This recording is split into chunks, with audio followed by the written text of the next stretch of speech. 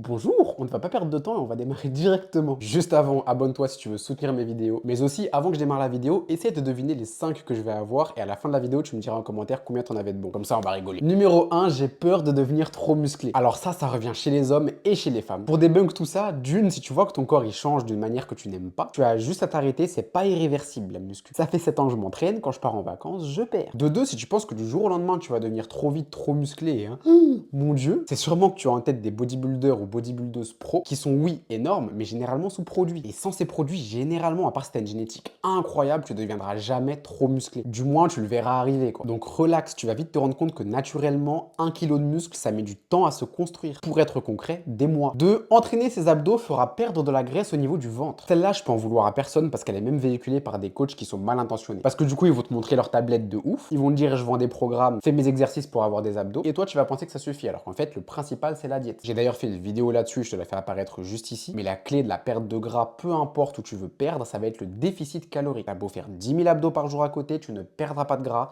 si tu manges toujours plus que tu dépenses dans ta journée. Donc si tu veux perdre, il va falloir que tu manges moins que tu dépenses, et là tu vas déstocker du gras, notamment au niveau du ventre, mais pas que. Et en plus, tu peux pas choisir la zone. Donc comme quoi, dans cette idée reçue, il n'y a rien qui est bon. D'ailleurs, j'ai fait une vidéo sur la perte de ventre, donc n'hésite pas à aller la voir parce que j'y détaille justement les étapes qu'il faut mettre en place. 3. Plus je m'entraîne, plus j'en fais, plus je vais prendre vite. Sache une chose, c'est qu'à l'entraînement, tu détruis tes muscles. Et au repos, quand tu dors, tu les reconstruis. Si tu penses que l'entraînement fait tout et que tu négliges ton repos, tu te mets une balle dans le pied direct. Donc si tu passes 3 heures à la salle tous les jours, c'est trop. 3, 4 à 6 séances de muscu par semaine, c'est amplement suffisant pendant 1 heure, 1 h 15, allez 1 h 30, pourquoi pas, c'est bon. En plus de ça, des séances trop longues, elles vont te faire augmenter ton taux de cortisol, c'est l'hormone du stress, et cette hormone, elle a une action catabolisante, c'est-à-dire qu'elle va détruire tes muscles, ou empêcher la construction musculaire, du moins la ralentir. Donc plus tu t'entraînes, plus tu en sécrètes, plus elle va ralentir ta construction musculaire. Donc en fait, c'est contre-productif de s'entraîner trop carrément. 4. Les muscles se transforment en graisse quand on arrête la musculation. Alors faut savoir que la prise ou la perte de muscle est un processus totalement distinct de la prise ou de la perte de gras. Du muscle ne peut pas se transformer en graisse, tout comme de la graisse ne peut pas se transformer en muscle. Il n'y a rien qui remplace rien. En revanche, oui, ce qui se passe après un arrêt, c'est que tu vas généralement du coup perdre de la masse musculaire vu que tu t'entraînes plus. Et si tu perds du muscle, ton métabolisme à long terme il va ralentir vu que du coup tu as moins de muscles à entretenir. Et donc si ton métabolisme ralentit via la perte de muscle et l'arrêt de l'entraînement, bah tu stockeras aussi plus facilement vu que tu as un métabolisme plus lent. Puis il y a une deuxième chose, c'est que généralement quand tu arrêtes le sport, tu te mets à faire un peu moins attention aussi à ce que tu manges. Donc tu vas plus facilement manger au resto souvent, fast food, etc. Bref. Et donc tu vas stocker aussi, mais ça n'a aucune corrélation. Le muscle ne s'est pas transformé en graisse. Tu as juste perdu du muscle et pris de la graisse. 5. Le cardio brûle plus de calories que la musculation. Ça, c'est une grosse idée reçue. Alors oui, si je te prends 1 heure de séance où tu fais du cardio et 1 heure de séance où tu fais de la muscu, généralement, tu vas brûler plus de calories sur le cardio, oui. En revanche, une fois que ta séance elle est finie, ça y est, tu brûles plus de calories. On est d'accord, t'as arrêté ton cardio. Mais la musculation, là où elle est super intéressante, c'est qu'elle te permet d'accélérer ton métabolisme à long terme et je t'explique pourquoi. Quand tu fais de la musculation, tu prends du muscle. Et plus tu as du muscle, plus ton métabolisme s'accélère parce que avoir beaucoup de masse musculaire, ça coûte de l'énergie à ton corps pour faire fonctionner toute cette masse. Et donc même au repos quand tu ne fais rien, pour alimenter ces muscles-là, ton corps va brûler plus de calories même si t'es pas à la salle. Alors qu'avec le cardio, on va dire que c'est de la dépense ponctuelle. Tu vas à la salle, tu brûles des calories, tu vas pas à la salle, tu brûles pas de calories. Mais avec la muscu sur le long terme, tu vas à la salle, bah tu brûles des calories pendant ta séance, mais t'es pas à la salle, tu brûles quand même plus de calories parce que t'as plus de masse musculaire. Ce que ne fait pas le cardio du coup. On est déjà arrivé au bout et si tu veux la même vidéo mais sur les 5 plus gros mythes en nutrition, bah n'hésite pas à me le dire, j'en ferai une avec plaisir. D'ailleurs, dis-moi si on t'en a déjà sorti des comme ça, mais surtout combien t'en avais deviné au début de la vidéo. Et puis si t'as des questions ou d'autres mythes, bien sûr, cite-les-moi en commentaire, j'en ferai peut-être une vidéo aussi. Pour avoir mes conseils tous les dimanches et mes vidéos, n'hésite évidemment pas à t'abonner, ça fait grandir la chaîne et ça m'aide énormément. N'hésite pas non plus à liker parce que pour le référencement de la chaîne, ça m'aide aussi de ouf. Même si t'as rien à dire, n'hésite pas à lâcher un petit commentaire aussi pour le référencement, ça m'aide toujours, même un petit smiley. Et comme d'habitude, mini instant publicité de fin de vidéo, si tu as besoin d'un programme ou d'un suivi, n'hésite pas à consulter mon site coachamo.fr. Sur ce, je te souhaite une agréable journée et je te dis sûrement à dimanche prochain, en tout cas je l'espère.